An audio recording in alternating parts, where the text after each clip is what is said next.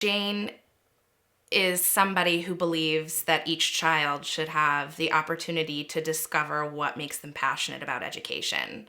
She's somebody who will find a way to make something happen if it means that one more child can succeed at their dream.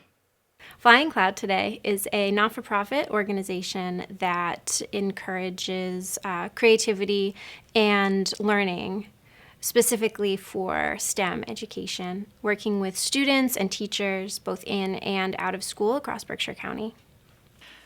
The name Flying Cloud comes from the clipper ship, the Flying Cloud. The owner, before my father purchased the property, was a retired naval captain, and he fancied that this big white colonial house looked like a white ship out on the sea. The Berkshires offers me, with my type A brain, the possibility of doing all my different interests without going overboard, because I come from a very intellectual background, but I choose to have a balanced life, and having these 200 acres that I can share with other people and that I can use for letting my mind wander into new ideas has been amazing. So the beginning of Flying Cloud, not sure what year it started, but we sort of knew Jane from her involvement in trying to work with the science department, particularly at the high school level.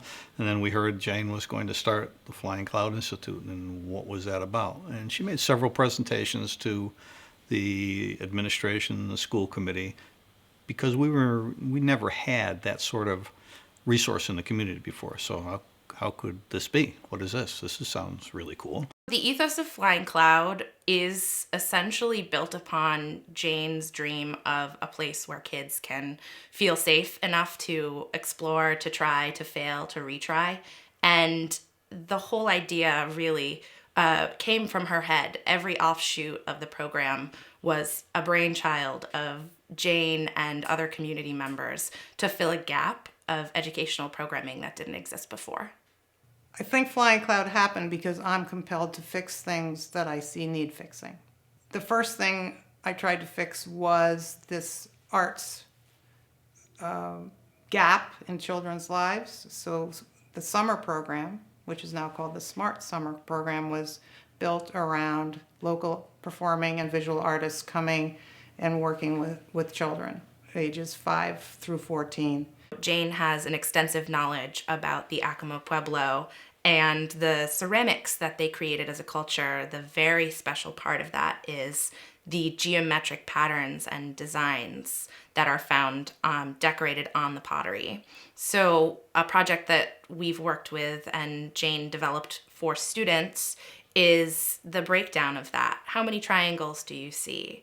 Are they equilateral triangles? Asking questions that get the kids to look a little bit closer past the idea of it's just a pretty pot.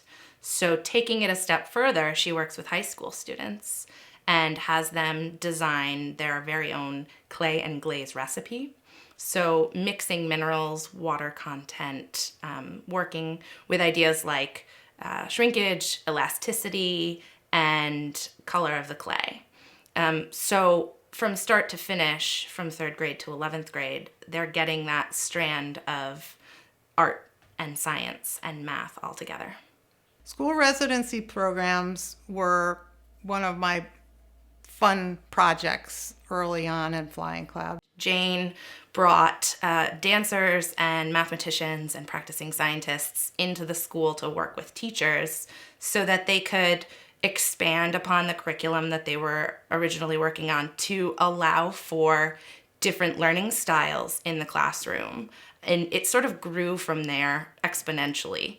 It's a risk to try your hardest at something. It's a risk to do the real version of something instead of the pared down public school version of something. It's really challenging. She pushes kids to a little bit further than they would normally be comfortable, and that's scary, but it's also really fun. Jane's just wonderful, right? She's really smart and passionate about what she does. And tireless in her efforts.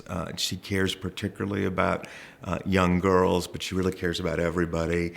She cares about people who would be seen as underserved, and she doesn't give up.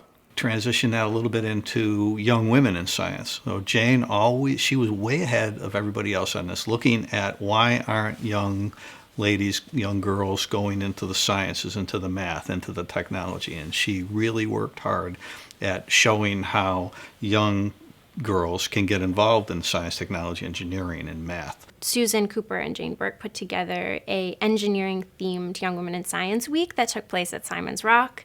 And our main project for the week was to construct boats out of cardboard. So we had limited materials, a limited budget, and this was our first true engineering project.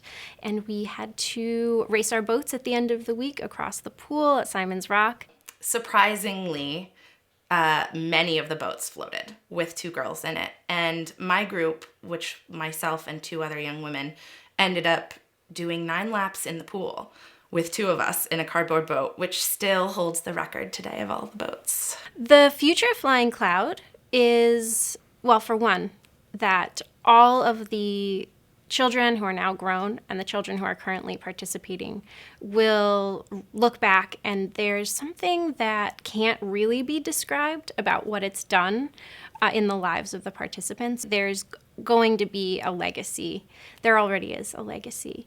There's kind of a reputation that Flying Cloud kids have, that they were given like an unfair advantage because they got to go through those programs. When I went off to college, I had been through so many programs at Flying Cloud that a lot of the science we were learning and processes that we were going through were really familiar to me. So when I moved back to the Berkshires, I applied for a job and ended up becoming a staff member. One of the messages that I always got clearly from Jane growing up was the answer is always yes. Find a way, if you care, to continue on. So Jane's legacy for Flying Cloud is that message. She's probably the most creative person I know. And it's true what Lindsay said. The answer is always yes. Jane believes 100% in trying to bring opportunities to some of these young kids who otherwise wouldn't have those opportunities. Well, I am an optimist. I am definitely an optimist that things are going to come out well. It gives me goose pimples, actually, to think about that I was able to have this opportunity.